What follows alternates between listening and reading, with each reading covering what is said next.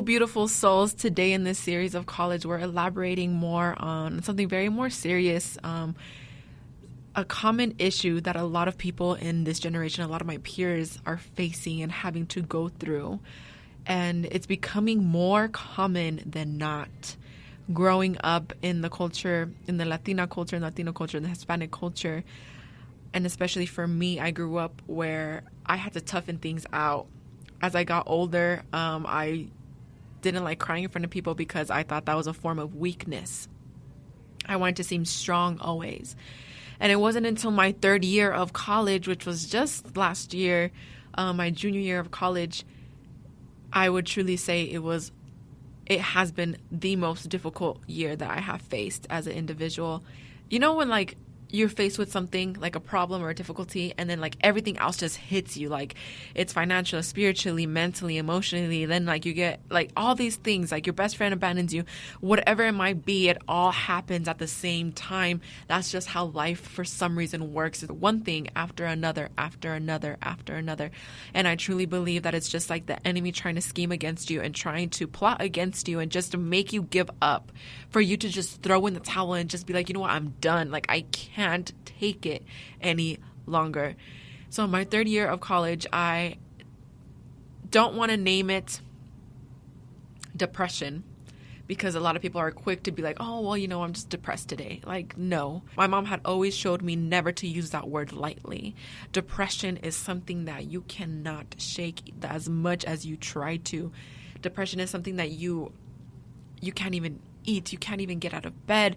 So when people say like, oh, I'm just depressed, like, no, you're not. Like, you just feel really sad. Yes, of course, we all have those moments, but never diagnose yourself with self-diagnose and be like, I'm just depressed, because that is just to another extreme, and it's not, that word is not to be taken lightly. So in my third year of college, now that I'm at a better standing point and I did some reflecting, I was like, wow, like I just was under a lot of pressure and a lot of stress. It first began when I started getting too involved with my education, and too involved with like Greek life, and too involved with step team, and too involved just with any opportunity. There was a reality check. The start of 2019, I really told myself like I need to learn and need to start saying no. I'm the type of person that if a opportunity is presented to me, I am quick to take it, because I have the fear of missing out on something great. I have the fear of missing an opportunity that God was going to present me with, or just being at the right place at the right time and just expanding my knowledge and having a more open mindset, you know, whatever it might be. So I would always say yes to opportunities. And it wasn't until the point where I was just like, I couldn't anymore. Like I was just so stressed.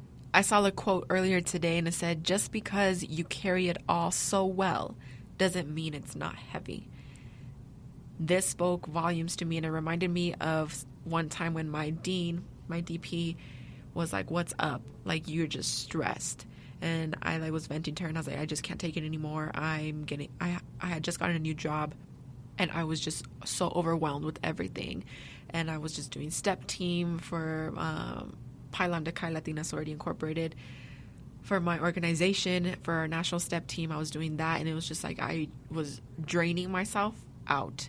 And what she told me always stuck out to me, and she said, just because you can and you're capable of doing it doesn't mean you have to or you need to. You need to learn how to say no and step back and say, like, you know what, I have a full plate.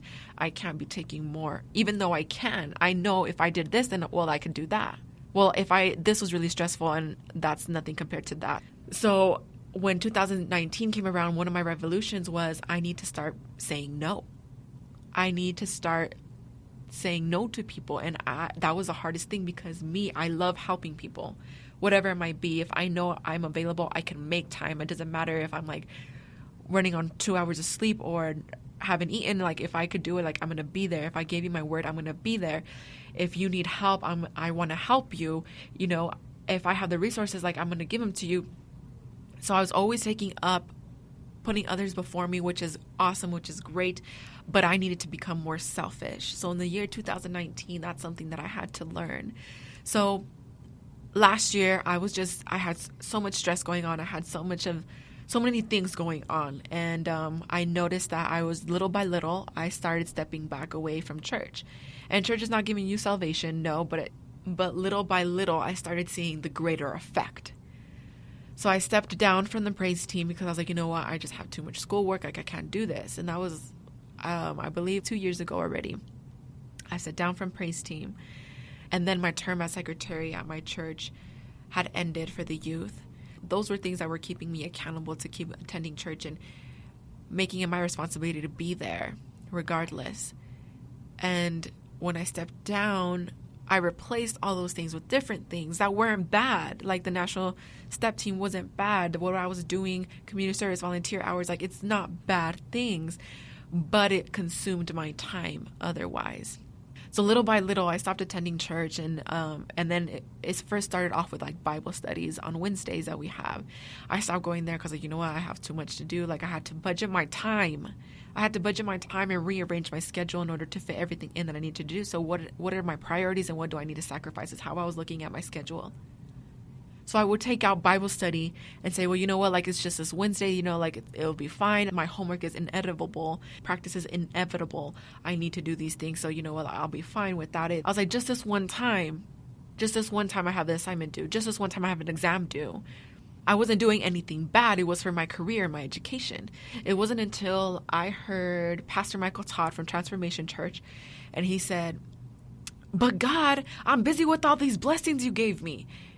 And God said, well, I could take them away if that's the issue. And I was like, oh, dang.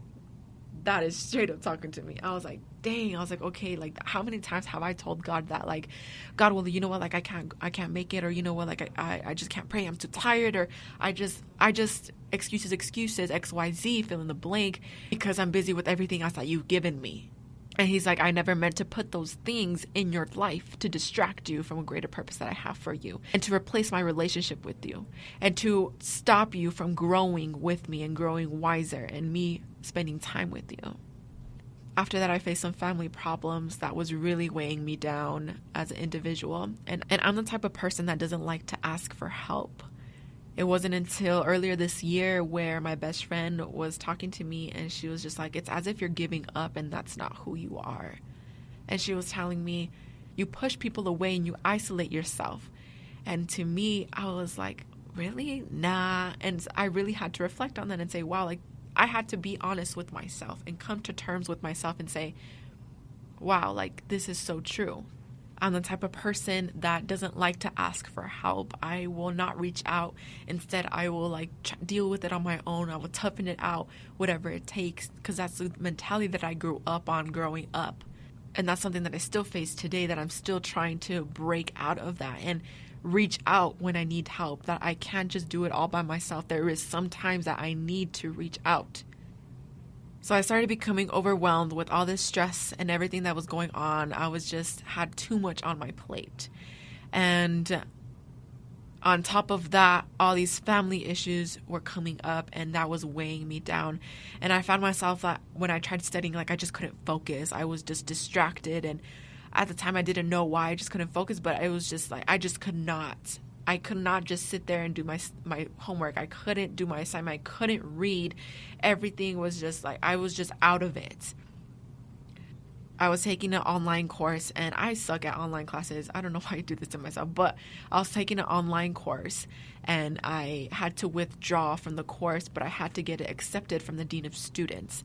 When I did that, my full ride scholarship had said, you had already been on probation status for last semester, and now you withdrew again from another course. We need you to be a full-time student. So therefore, we need an action plan of what happened and what are you going to do to recover.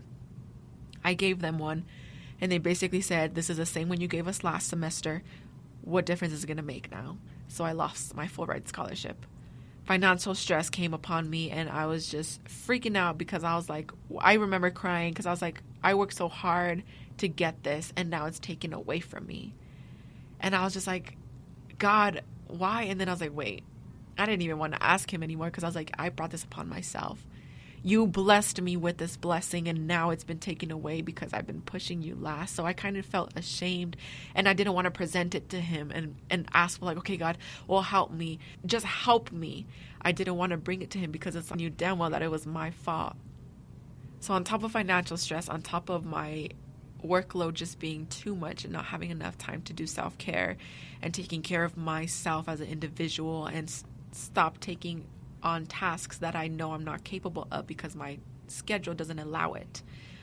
I started talking to this guy that we actually became really good friends, and it was the first guy that I had really gave the benefit of the doubt of being with in a relationship.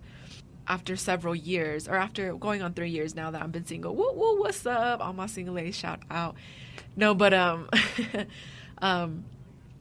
this was the first guy that I actually was like, wow, like, you know what, maybe, but it just couldn't be. It just didn't happen, and I knew it wasn't gonna happen. And then it became like through this emotional stress, and I was just like, oh my gosh, like I felt like a heartbreak. And if anybody has experienced a heartbreak, it is the worst amount of pain.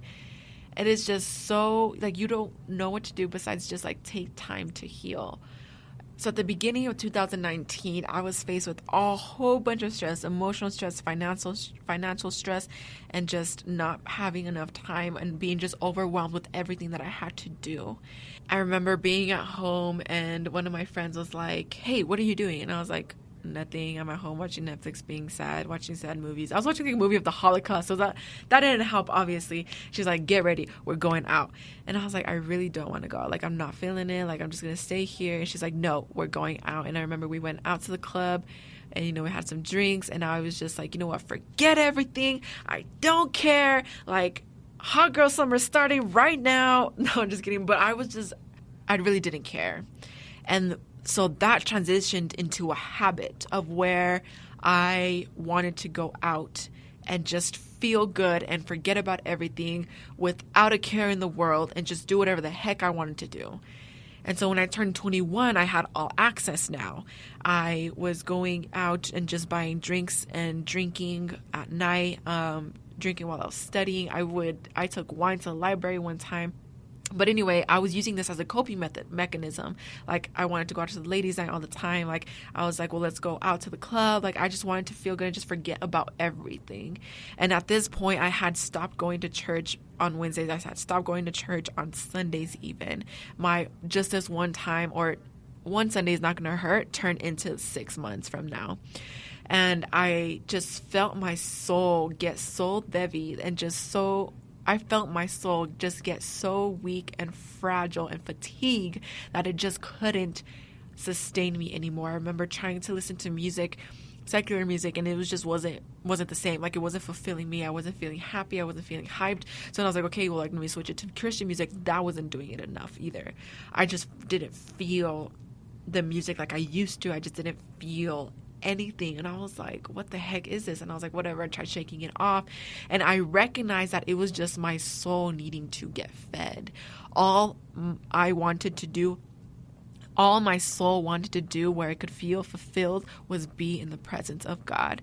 I remember going to church every once in a while during this time, because I used to go like 2-3 times a week to probably once a month. And then that 1 month turned into like once every 2 months. And then it just was like a cycle. So by the time I tried to realize like, wow, like I've gone so far out, it's 9 months and I'm trying to come back. And it's so difficult because I placed myself in this habit of not going, of not putting as a priority and making excuses and putting things over in that time frame, that it's so difficult to get back into my gears. So those little times where I would go to church, I just felt so much better. I just felt like this weight was lifted off of me, and I just felt like free. Because when you're in the presence of God, it's just so blissful. It's so beautiful. It's just so loving and unconditional. And that's where my soul wanted to be all the time, because that was the only time that I've ever felt fulfilled. That was the only time where I felt okay. And I knew that my soul was aching. My soul was so hungry to just be fed the word of God and just be in his presence, but yet I still didn't make that transition to make my relationship and connection with God a priority. So I started to surround myself with people to make me feel better. Always having company around, always being around others, always doing something so I could stop feeling alone. Every year, the organization that I go to has what is called a convention, where everybody that from churches all over, from Texas, Mexico, California, here in Colorado, wherever, we all just get together in one spot. And this time we had national convention in Denver, here 6 minutes away from my house. And every convention, I have all my outfits picked out months in advance. I'm like, oh my gosh, I'm gonna rock this, I'm gonna wear this. And it's just time to fellowship and mingle with people you haven't seen forever, meet new faces. I don't know, find yourself a husband. Like, your girl's out here trying to look. No, just kidding. But no, not for real though. It's just a good time, and just to convivir con todos in one place, just worshiping the same God, and just to see God manifest in miraculous ways. And it's just a great time, and it's just a fun time, and it's kind of like a little mini vacation, especially like you get a hotel, like you get ready with your girls or your friends, your family, your cousins, whatever, all the youth, and it's just a really good time. So when that time came, people didn't see me there. So then eventually they asked me like, hey, like, where were you at convention? Like, I didn't see you anywhere. Like, I saw your mom, I saw your brother, I saw blah, blah, blah. Like, I didn't see you. Where were you? And I was like, what was I doing? And then I was like, oh my gosh. I literally stayed in bed that entire weekend. And I remember this so vividly, and I was like, oh my gosh, like, I just couldn't get out of bed. I remember being in bed all day and just watching Netflix all day, and that's all I wanted to do. I don't want to say this is depression, because as soon as I accept that is depression, that is something psychologically in my mind, accepting something that now I'm giving authority to have over me. But maybe it's his cousin, but is this gloominess.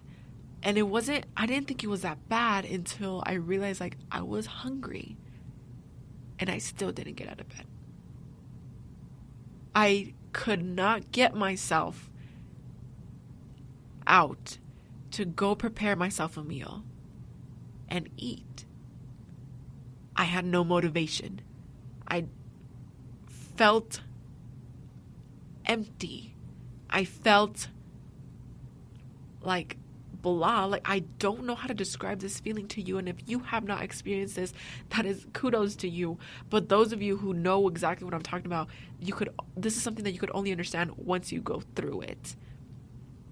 I couldn't grasp this concept. And months before, actually a year ago in October of 2018, I had a conversation with my line sisters, and it was like those deep conversations, like 2 a.m. We were having conversations just around in my dining room, and they had opened up and expressed to me about like their depression and anxiety, and I just couldn't relate. And I was like, what do you mean you feel lonely in a room full of people? What do you mean you feel empty? And they're like, you just feel gray. You just feel gray. That's all they could tell me. And I was like, what does that mean? But what do you mean you feel gray? Like, you're with people, like you have a good life. Like, what are you talking about? And they're like, well, I question my purpose. Like, why am I here? And in my mind, I was like, well, I can't relate to that because, I know my purpose through Christ. He gives me direction. He gives me hope. He gives me my faith. That's where I have my faith. And so I was just like, I don't understand. I don't know what the heck like you're talking about. And until I couldn't get out of bed that day, I've remembered what they were telling me. And that's when I was like, whoa, I didn't know it could be this bad. I know exactly what they feel. I picked up the signs early though, because I'm not a homebody. I love to be out and about, love to experience new things, love to be adventurous. And once I realized that I wanted to stay home more, I was like, that's not like me. There was this one time where I just couldn't sleep. It was like 4 a.m. and I just wanted to leave the state. I was looking at Zillow and just looking at other apartments and other places that I could leave to because I just didn't want to be here anymore. I just wanted something new. I wanted to get away from everyone. I didn't care about anything. I just wanted to focus on myself and just start off new and start off fresh, hoping that would fulfill me, hoping that would bring me happiness, hoping something to feel good about myself. Something new, something exciting, something spontaneous. So I was literally looking at places where I could just move. And it was like 4 a.m. on a Tuesday. I don't even know what it was. I think it was, on a Tuesday, because I think the next day was a Wednesday. And I just wanted to redecorate my entire room. I was tired of everything. And I wanted to make it more like spacious, more minimal, less cluttered, a more stress-free zone, like put plants everywhere, have more white here, and just so the next day I remember I skipped class. I skipped all my classes. I think I had like 3 classes back to back, and I skipped every single one, and I was like, I don't care. I'm going shopping. And I went on a shopping spree. I went to like Burlington, Target. I went to Bed Bath & Beyond, Home Depot. Like, I bought a rug. I bought a full-size mirror. I bought wallpaper. Like, I bought pillows. Like, I was remodeling my entire room. And I remember I stripped my entire room, and I just did everything. And it was another moment of truth where I really had to look at myself and be like, wow, like, I use shopping as like a coping mechanism. That's how I cope. That's how I try to make myself feel better. And I recognize the habit I picked up since I was little. That was the only way. This is like crazy, like therapy, Dr. Phil 101. And I was like, since I was little, not little, but like when I was living at home still, I would use like going shopping to go to the mall, to go out with my friends as an excuse to leave the household. And I was trying to seek my happiness, that escape, by fulfilling it with materialistic things. I knew that there was nothing that was able to fulfill this void and to get rid of this feeling. I knew I had to feed my soul. I had to force myself to surround myself with people because I got so used to just being by myself. I didn't want to be with others. I had to keep myself busy. I had to force myself to try to go to church and connect with God again and to reestablish my relationship with Him, reestablish my soul, my well-being, my mental health. Self-care is mental care. If you are not doing well mentally, you are not going to perform great in any other aspect of your life. During this time, I had bought in some plants, and it kind of like gave me life, like kind of like gave me hope. And what I've noticed was, at first when I got the plant, like I was excited and I was like, this is like cute. I like it a lot. It gave me a different vibe of my room and the atmosphere. I noticed that when I would water it, it was growing and it was blooming. And there was a point in time where it was just dead. Like it was just not growing whatsoever. And I remember my line sister came over. She's like, oh my gosh, like what the heck happened? Like it's like dying. And I literally looked at her. And I looked at the plant and I was like, it's a reflection of how my soul is. And she looked at me, she goes, what? Like she was not expecting, she goes, what? Oh, and I just stood there and I was like, damn. If I were to see how my soul was feeling, how my spirit was, it would be like this, barely trying to hold on. One of my life mentors that I go to, that I could just trust, she reached out to me one time. She's like, hey, let's do this, let's do that, let's do here, let's go here, blah, blah, blah. And I was like, honestly, like, I don't want to do anything. Like, I just want to stay here and just chill. And she was like, what the hell? That's not like you. And she's like, wow, how have the tables turned? And I just started laughing because I was like, damn, like, we switched roles. She's like, I never understood why you could never just sit there and watch TV with me, or why we could just watch Netflix and just chill, because you were always on the go. You always had to go here. You always had to go here. You always had to go there. You were go, go, go, go, go. You could never just chill. And now it's like the total opposite. Like, I'm over here trying to do this and that, and you were just like, nah, like, I'm cool. I'm just here chilling. Like, let's not do nothing. I don't want to go anywhere. And she's like, wow, how have the tables turned? I had to really put my pride aside and ask for help, because I knew I couldn't do it alone, and I needed those around me to understand me. My attitude changed, my body language changed. I was more reserved, and since I don't like asking for help, I deal with a lot of things silently. So when I decided that, you know what, no, like this, I need to get myself out of this. I can't keep this up anymore. I reached out to her and we had an open conversation. And so every now and then it comes back. So it's not something that you could just, it's a one and done. Like once you get over it, like you're good for life. Like, no, that feeling just comes back and it tries to creep up, and you like sit there and you feel gloomy and you just feel lonely. You just feel isolated. You dig yourself deeper in your thoughts. The mind is a scary place. It could literally make or break you.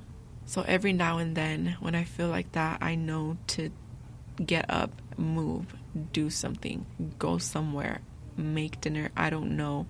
Keep myself busy, read, pray, worship, because as soon as I let it just sit and consume me, I just go deeper and deeper. And it's such a hard feeling. It's easier said than done. It's truly a spiritual battle. Many of my peers, many people in my generation, in this generation, it's just something that we have been faced with, and a lot of things can trigger it with different people. Like for me, I've noticed when I get really stressed with school and I'm under so much pressure and trying to keep up with everything else and then under like family pressure or family problems, that's when it creeps up. That's when it tries to sneak in. It comes and goes. It's truly a spiritual warfare. But I'm here to tell you that you are not alone in this. You're not the only one that feels like this. Don't feel like nobody understands you. Don't isolate yourself. As hard it is to not do that, because that's all you want to do, just force yourself to get up, go, do something. Don't let it consume you. Don't let it win. When I was faced during these trials, I would go on a lot of car rides by myself and just try to be free, try to break free, try to let that out, that stress out, that anxiety out, try to just have that time with God and have that moment and be like, God, like, I don't know what else to do. I can't do this without you.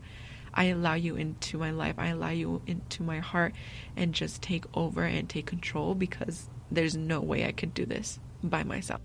I find it really helpful just to like step back and get away and just be by myself and collect my thoughts and just have that time to just pray and like let it out and not care if nobody's going to see me, just be by myself.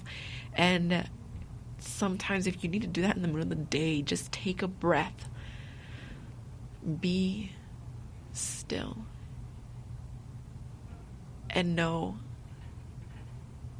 that God is a God of the universe, and he knows exactly what you're feeling. All you have to do is cry out and have a conversation with him. Let him know how you feel, your thought process. It's okay to take that time for yourself and step back. I'm going to close with this prayer, and I'm going to play one of the songs that I probably played on repeat for the longest time.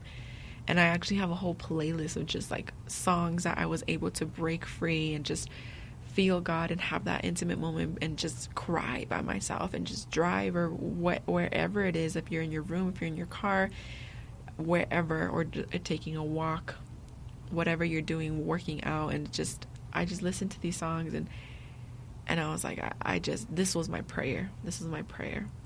But today I prayed that you'd be filled with hope and assurance. God is by your side now and forever, so you could live courageously now and forever.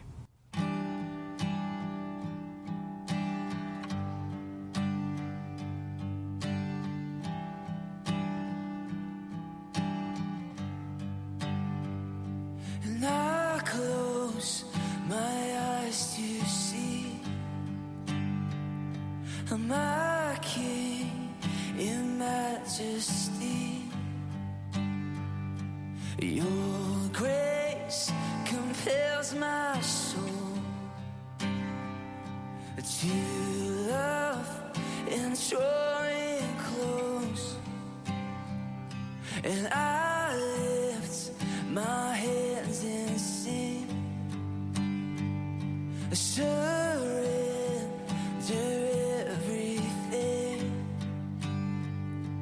In you, I know I'm found. My God, to you I bow. Now until forever, Jesus, I surrender. Show me what I don't know, more of you. I'm desperate for your presence, longing to be with you. Lead me to a new place, more of you. Come on, you sing. Through the fire, I'll persevere. Come on. I won't submit to anything. Where I go, you've been before. All my trust, and all my trust is in you, Lord. Now until forever, Jesus, I surrender. Show me what I don't know, more of you. I'm desperate for your presence, longing to be with you. Lead me to a new place, more of you. Now until forever, Jesus, I surrender. Show me what I don't know, more of you.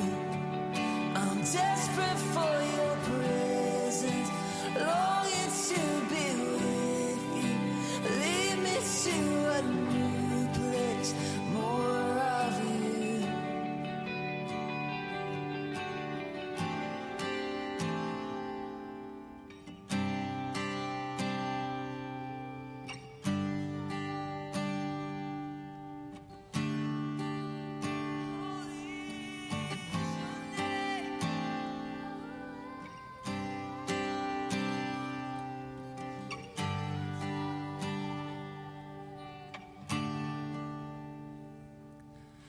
Lead me to you forever, Lord. I will pursue.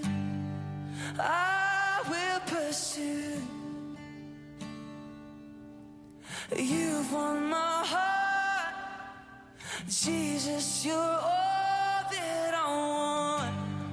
All that I want, Lord. Lead me to you forever, Lord. I will pursue. I will pursue. You've won my heart, Jesus. You're all that I want, all that I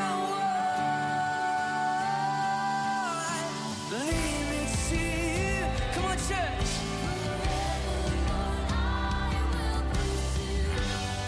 I will pursue. You've won my heart, Jesus. You're all that I want, all that I